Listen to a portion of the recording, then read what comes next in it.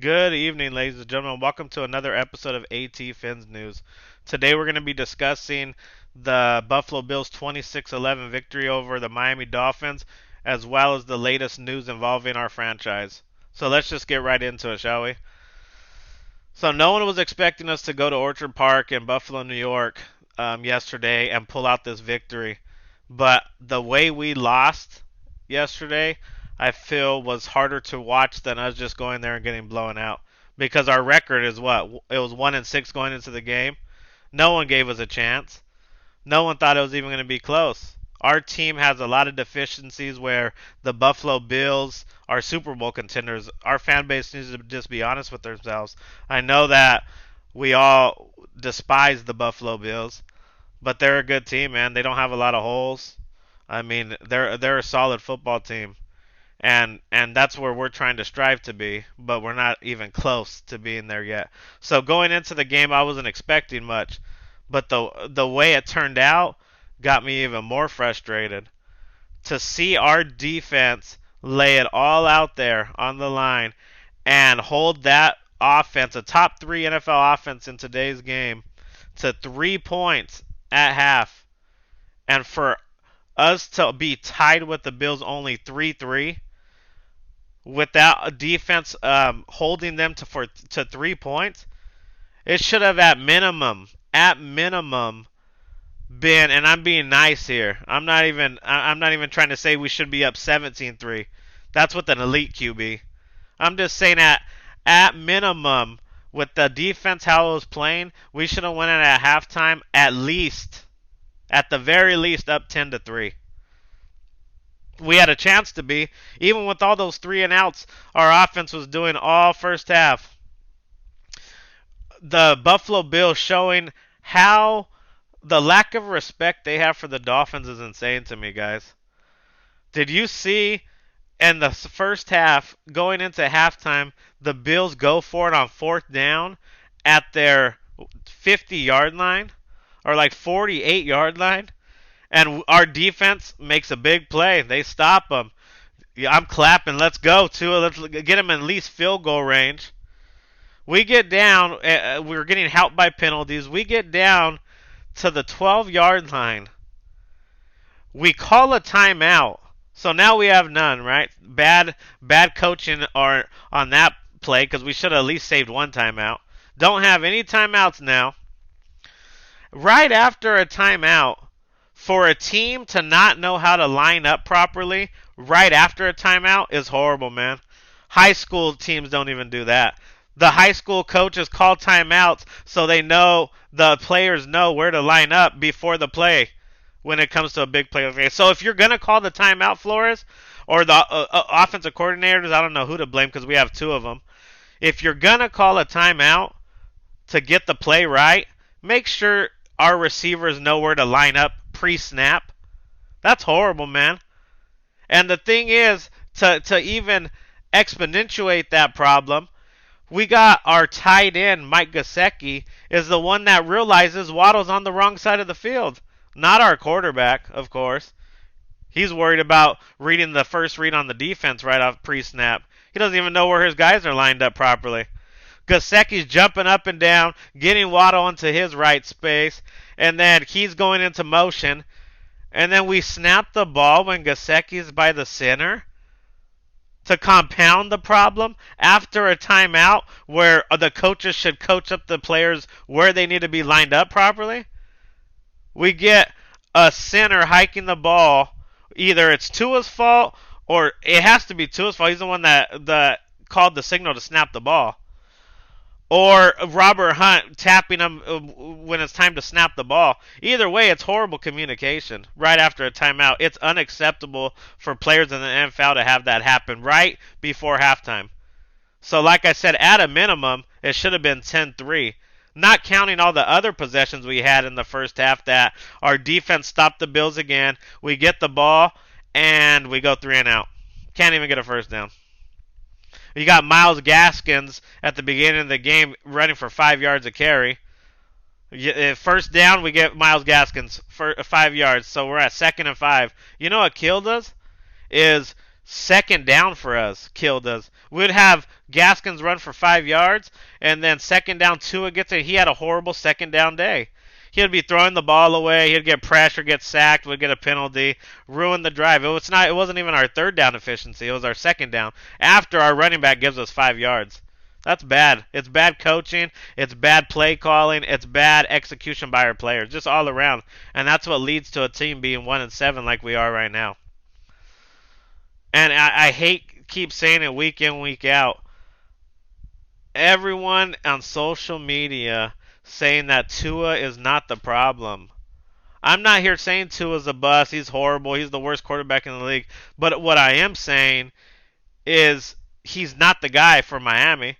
And who knows, maybe if we trade him, he goes somewhere else and he balls and everyone's, see, I told you he was good. He just needed a good team. Well, he's not going to be good here. He does not. I'm not blaming Tua for the loss yesterday. What I am blaming him for is he can't carry an offense on his back. When he has half the team, his defense is showing out and giving him chances to win the game, and he can't carry his offense. And all the people that the last 2 weeks saying, you see, I'm seeing all this progression with Tua. You see all the yards he threw, all his touchdowns. And what did I keep saying? Wait till he faces a real team. You're talking about him doing this against the bottom feeders of the league, the Falcons and the Jags, guys. We finally go see a real defense, number one in defense on a lot of categories, and you've seen what Tua does. He only had a little over he had a little over 100 yards going into the fourth quarter. He ended up with 180 yards because he had some in garbage time. He led one drive to score a touchdown after they were already up. They were up 15, so he got one touchdown in there. And no throwing touchdowns. He's just not it, y'all, here. I mean, I don't know what some of you guys see saying that he's elite at this and that. What is he elite at, man? And you don't bring up the Cardinals game. I'm sick of hearing about the Arizona Cardinals game. That's the only game you Tua fans can go to and be like, see, he did it here. Well, doing it one time out of 13 starts, 13, 14 starts, that's a backup in the league. Did you see what the Jets backup did this yesterday with when their quarterback couldn't go? He stepped right in and threw for what, 400 yards? I mean, see, one game. He can do it one game. I bet he can't do it consistently. That's why he's a backup in this league and not a starter. His last name's White. If he was consistent, I guarantee he'd be starting for someone in this league. And that's what Tua is right now. I'm not saying he can't get consistent, but as of right now, he's a developmental quarterback, and he's probably a second stringer right now at best. He just doesn't. He can't carry the team week in and week out at all.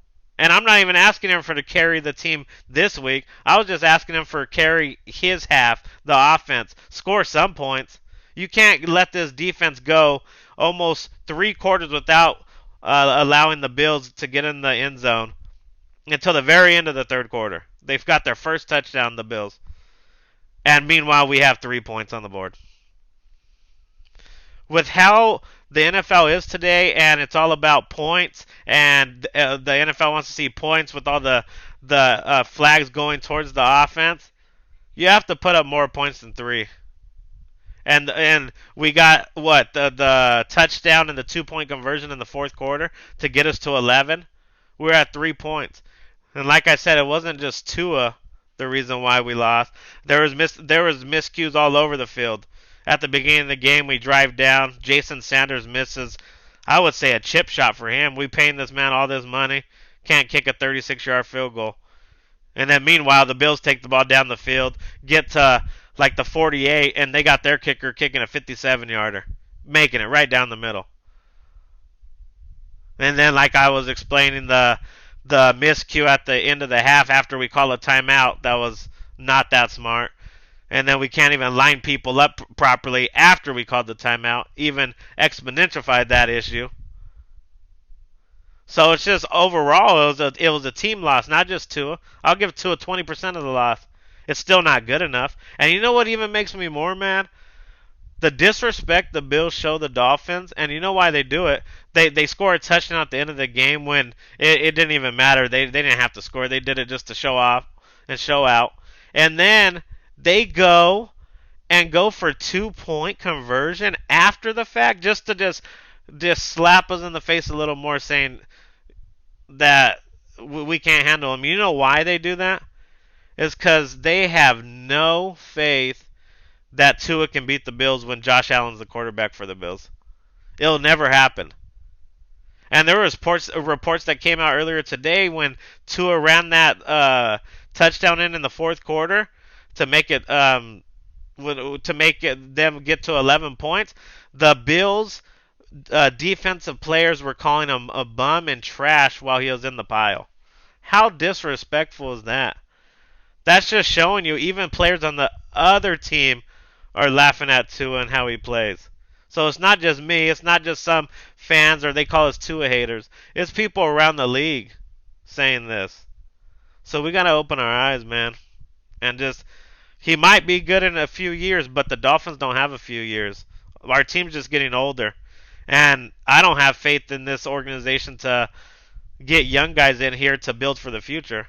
Because, I mean, look at all you can look at is Noah. Picking Noah, and he's inactive, a healthy scratch most weeks. When he does play, he's not that good. I mean, we re-signed Jerome Baker for all that money, and I think is the worst linebacker on our team. He is.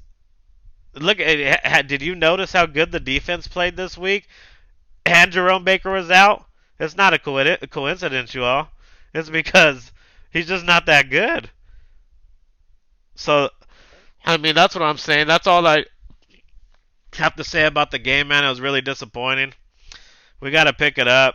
I mean, the trade deadline is, I believe, Tuesday, so tomorrow at 4. So, I mean, in my honest opinion, I don't think we're going to get Watson. If we were going to get him, it would have happened already. We're not going to wait till 3:59 tomorrow to pull a blockbuster trade.